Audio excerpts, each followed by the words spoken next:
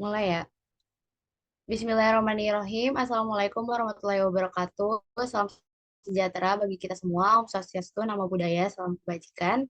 Yang terhormat kepada Bapak Gen 3 Muhammad Zairin SMAK sebagai dosen pembimbing mata kuliah Akuntansi Manajemen. Puji dan syukur kita panjatkan kepada Tuhan Yang Maha Esa karena berkat dan rahmat-Nya lah kita dapat diberikan kesehatan dan dapat berkumpul. Pada kesempatan kali ini kami kelompok 2 akan mempresentasikan PT KAI atau Kereta Api Indonesia. Boleh di next. Sebelumnya, izinkan saya memperkenalkan anggota kelompok 2, yaitu terdiri dari saya sendiri, Kesha Andani Devitasari, selanjutnya ada Kausano Paikal, Muhammad Anur Apriansyah, Radin Kesidik Bramantio, dan Onasis Dwi Haryanto. Boleh di next. Masuk ke profil perusahaan. Profil perusahaan PT Kereta Api Indonesia Persero atau biasa yang disingkat dengan KAI adalah sebuah badan usaha milik negara Indonesia yang bergerak di bidang perkeretaapian. Untuk mendukung kegiatan bisnisnya hingga akhir tahun 2021, perusahaan ini memiliki 9 unit kantor daerah operasi, 4 unit kantor divisi regional, dan 8 unit balai yasa yang tersebar di Pulau Jawa dan Sumatera. Boleh di next.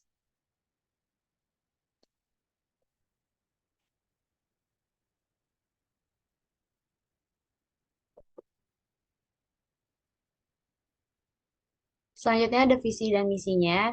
Di sini visinya menjadi solusi ekosistem transportasi terbaik untuk Indonesia. Yang kedua ada misinya yaitu untuk menyediakan sistem transportasi yang aman, efisien, berbasis digital, dan berkembang pesat untuk memenuhi kebutuhan pelanggan. Yang kedua untuk mengembangkan solusi transportasi massal yang terintegrasi melalui investasi dalam sumber daya manusia, infrastruktur, dan teknologi.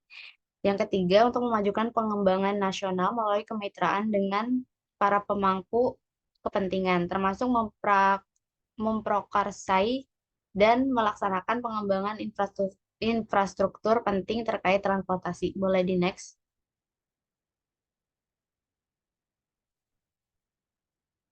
Selanjutnya ada logo dari KAI, yaitu yang pertama ada bentuknya, itu terinspirasi dari bentuk rel kereta yang digambarkan dengan garis menyambung ke atas pada huruf A. KAI diharapkan terus maju dan menjadi solusi ekosistem transportasi terbaik yang terintegrasi, terpercaya, bersinergi, dan kelak dapat menghubungkan Indonesia dari Sabang sampai Merauke. Dengan menggunakan typeface italik yang dinamis dan dimodifikasi pada huruf A menggambarkan karakter KAI yaitu progresif, berpikiran, terbuka, dan terpercaya. Grafik yang tegas namun ramah dengan perbedaan warna pada huruf diharapkan dapat mencerminkan hubungan yang harmonis dan kompeten antara KAI dan seluruh pemangku kepentingan. Yang kedua itu ada warnanya, itu perpaduan antara warna biru tua yang menunjang stabilitas, profesionalisme, amanah, dan kepercayaan diri yang ditambah dengan aksen warna orange yang menunjukkan antusiasme, kreativitas, tekad, kesuksesan, dan kebahagiaan. Boleh di next. Selanjutnya akan dilanjutkan oleh rekan saya. Oke, terima kasih. Selanjutnya, PT KAI memiliki budaya perusahaan antara lain yang pertama ada amanah, yaitu memegang teguh kepercayaan yang diberikan. Lalu yang kedua ada kompeten, yaitu terus belajar dan mengembangkan kapabilitas. Lalu yang ketiga ada harmonis, yaitu saling peduli dan menghargai perbedaan. Lalu yang keempat ada loyal, yaitu berdedikasi dan mengutamakan kepentingan bangsa dan negara. Lalu yang kelima adaptif, yaitu terus berinovasi dan antusias dalam menggerakkan ataupun menghadapi perubahan. Lalu yang terakhir kolaboratif, yaitu membangun kerjasama yang sinergis. Oke, selanjutnya akan dijelaskan oleh rekan saya.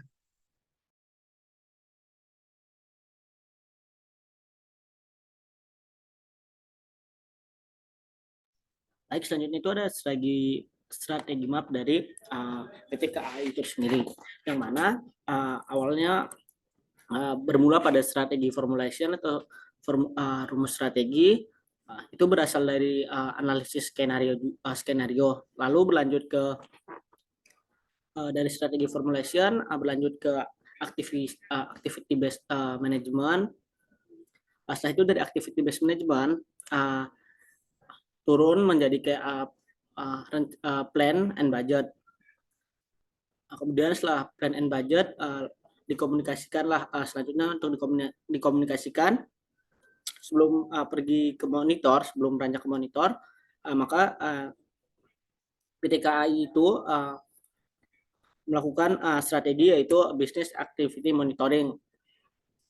Nah, setelah business activity monitoring, barulah beranjak ke monitor. Sebelum ke monitor, sebelum beranjak ke monitor, yaitu bakal ada transaction reporting atau laporan transaksi. Setelah laporan transaksi, bakal pergi ke monitor, baru setelah dimonitor baru akan dilaporkan. Akan tapi sebelum pergi kembali lagi ke strategi formulation, dari monitor tersebut ada forecasting, yang mana itu akan berputar dari forecasting ke activity based management juga. Nah, oke. Setelah monitor tadi beranjak ke pelaporan atau report, lalu kembali lagi ke strategi formulation. Nah, jika dilihat di sini kuncinya itu jika panahannya warna biru itu operational feedback loop. Jika tanda panahnya biru agak tua atau putus-putus itu strategi feedback loop. Lalu yang warna hitam itu links between loops. Oke, boleh next slide.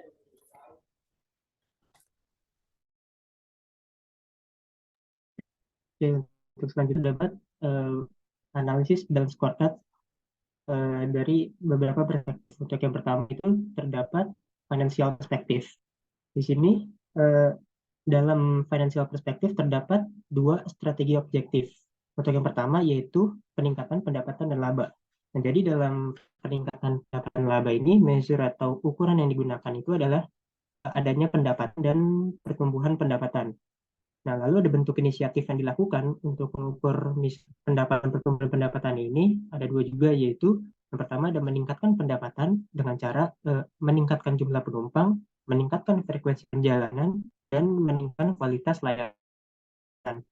Untuk yang kedua itu meningkatkan pertumbuhan pendapatan seperti meningkatkan jumlah penumpangnya juga, lalu juga sama yaitu meningkatkan frekuensi perjalanannya dan meningkatkan kualitas layanannya. Lalu ada pun target performance yang ingin dicapai dalam strategi objektif peningkatan pendapatan dan laba ini, yaitu targetnya itu pendapatan angkutan tahun ini itu 129% dari prognosa tahun sebelumnya. Jadi dalam hal ini target pendapatan angkutan tahun 2023 TKAI diharapkan sebesar 129% dari prognosa tahun sebelumnya, yang menunjukkan bahwa perusahaan itu berencana untuk mencapai pertumbuhan yang signifikan dalam kebutuhan angkutan dan mencapai kebijakan fiskal dan regulasi angkutan kereta api di Jabodetabek. Nah, lalu ada strategi objektif yang kedua, yaitu adanya kinerja keuangan yang membaik. Nah, jadi measure atau alat ukur yang digunakan dalam objektif ini itu ada dua, yaitu operasional dan profitability. Nah, bentuk inisiatif yang dilakukan dari segi biaya operasional itu adalah mengurangi biaya operasional seperti meningkatkan efisiensi operasional, mengurangi biaya bahan bakar, dan mengurangi biaya perawatan. Lalu bentuk inisiatif yang kedua dari segi profitability yaitu meningkatkan efisiensi operasional, meningkatkan pendapatan, dan mengurangi biaya operasional. Nah, di sini terdapat target performance-nya juga dari strategi objektif kinerja keuangan yang membaik, yaitu PT KAI akan menargetkan peningkatan kinerja dari sisi komersial dan operasional sebesar 73% dari laba bersih. Nah, jadi hal tersebut itu mengindikasikan bahwa perusahaan itu menetapkan tujuan untuk meningkatkan laba bersih secara signifikan.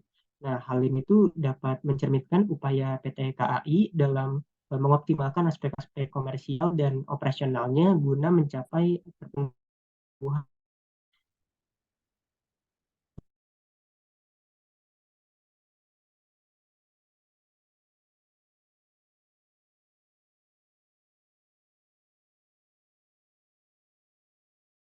Ada peningkatan kepuasan pelanggan. Nah, measure yang diukur itu ada juga, yaitu yang pertama menerapkan strategi customer relationship management, yang kedua adalah melakukan revitalisasi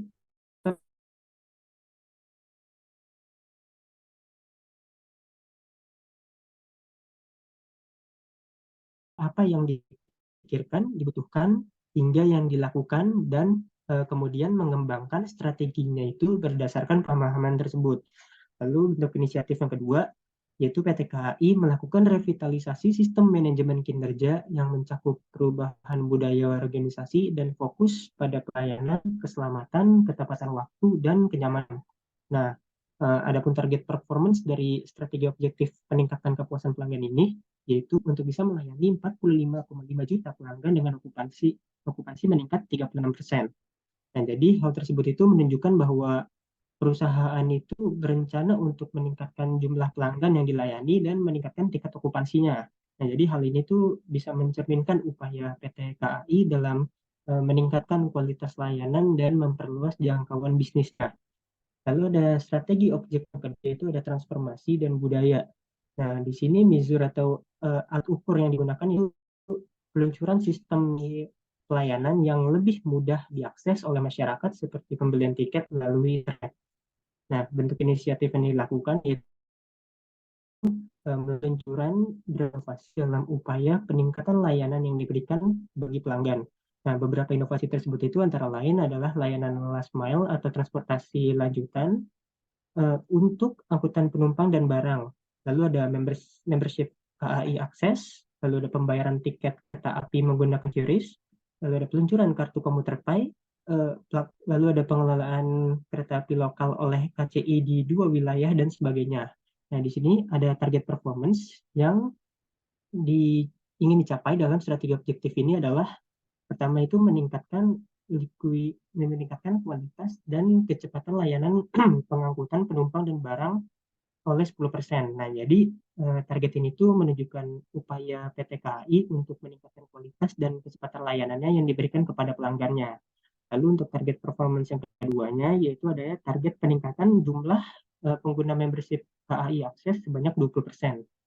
Jadi target ini tuh menunjukkan bahwa PT KAI itu berencana untuk meningkatkan jumlah penumpang yang memiliki akses ke layanan perusahaannya. Oke, untuk materi selanjutnya akan disampaikan oleh rekan saya. Oke, terima kasih. Selanjutnya ada balance scoreboard pada internal bisnis perspektif. Poin yang pertama yaitu tingkat keselamatan. Untuk standar programnya ini ada di angka 100%. Lalu hasil yang dicapai yaitu 125,49%.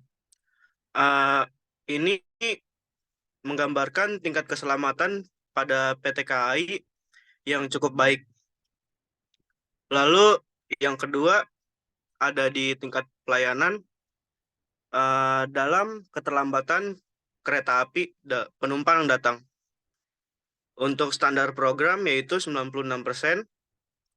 Lalu hasil hitungannya berada di angka 137,66%. Kalau dalam kriteria termasuk dalam cukup. Lalu selanjutnya ada tingkat pelayanan dalam hal keterlambatan kereta api barang datang. Standar program ada di angka 98,46%. Lalu hasil yang didapat yaitu 130,77%. Ini dinilai cukup baik. Lalu selanjutnya dalam tingkat pelayanan ada keluhan penumpang. Standar program ada di angka 100%. Lalu hasil yang dicapai berada di angka 111,99%. Ini termasuk baik dalam kriterianya. Lalu ada efektivitas pemeliharaan. Yang pertama ada pemeliharaan sarana. Standar program yang dimiliki adalah 99,98%. Lalu hasil yang dicapai adalah 131,42. Sesuai dengan kriteria ini dinilai baik. Lalu dalam efektivitas pemeliharaan ada pemeliharaan prasarana. Untuk standar program sendiri ada di angka 98,54%. Lalu hasil yang didapat 97,67%. Lalu ini termasuk dalam kriteria baik. Lalu yang terakhir ada inovasi yang memiliki hasil penilaian 9,932%. Ini dinilai cukup baik. Oke, penjelasan selanjutnya akan dijelaskan oleh rekan saya. Baik, selanjutnya di sini ada balance scorecard dari learning and growth perspektif. Strategi objektif yang pertama yaitu meningkatkan motivasi dan pemberdayaan karyawan. Measure-nya yang pertama jumlah diadakan pelatihan karyawan, dan yang kedua pengembangan karyawan dan manajemen pengetahuan. Kemudian inisiatif yang dilakukannya, yang pertama PTKI berupaya untuk melakukan program pelatihan keterampilan atau pada pengembangan keterampilan teknis atau hard skill maupun soft skill yang spesifik. Kemudian yang kedua, meningkatkan pelatihan bahasa asing. Karena kemampuan berkomunikasi bahasa asing itu sangatlah diperlukan dalam pelayanan perkeretaapian. Target performance-nya yang pertama, target pelatihan itu mencapai 75% dari jumlah pelatihan yang diadakan oleh PTKI. Yang kedua, minimal mencapai 80% karyawan yang sudah bisa berbahasa asing. Selanjutnya ada strategi objektif yang kedua, itu mendorong budaya kerja karyawan yang inovatif. Measure-nya itu mengadakan evaluasi pelatihan dan kemampuan inovasi. Inisiatif yang dilakukannya, PTKI melakukan evaluasi terhadap program pelatihan untuk menilai keberhasilan program pelatihan serta mengidentifikasi kekuatan dan kelemahan karyawan, dan setiap karyawan harus inovatif dalam menciptakan keunggulan layanan. Target performance-nya itu untuk meningkatkan inovasi para karyawan dan feedback dari karyawan agar meningkatkan pelayanan.